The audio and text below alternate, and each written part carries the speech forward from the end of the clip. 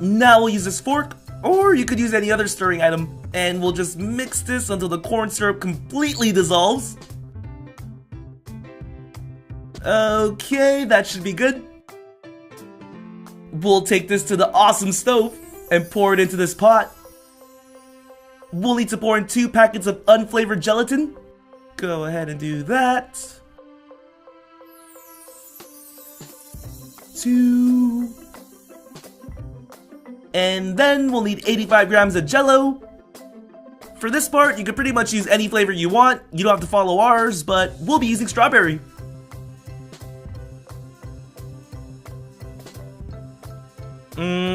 This is the good stuff.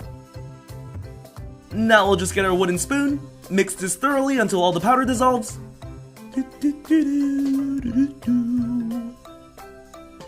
Keep stirring. Still need to stir it a bit more. We could still see a few chunks. Okay, once you get it to look like this, you could stop stirring and then turn the stove onto low heat. While we wait for that, let's check out the gummy tray we'll be using. This one's called the 50 cavity bear mold. And if you're interested in making this after watching the video, and I think you will be interested, we got this mold off Amazon. We'll post a link in the description below if you want to buy it. Here's our gummy tray. It pretty much feels like one of those rubber ice cube trays. This set also comes with this dropper tool, but we'll actually be using this condiment squeeze bottle. It'll be easier and faster to pour into the mold. So after about 5 to 10 minutes on low heat, your gummy syrup should be ready. The texture should look something like this. Alright, so at this point you're ready to pour, but you may want to place your mold onto a plate or a cutting board. It'll make it easier to transfer into your fridge. You don't want to wobble your mold all the way over and accidentally spill it. Ugh, that would be bad. Now that the gummy mold's on the plate, we'll pour the liquids into the condiment squeeze bottle. We're pouring some sweet jelly. Pouring some sweet jelly. Catchy song, right?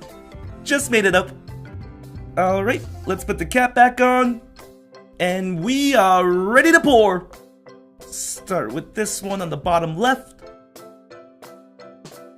If you guys are using a condiment squeeze bottle too, be sure not to squeeze too hard.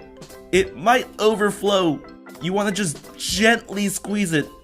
And if you're using the dropper, it might take a little longer, but the gummies will still taste the same.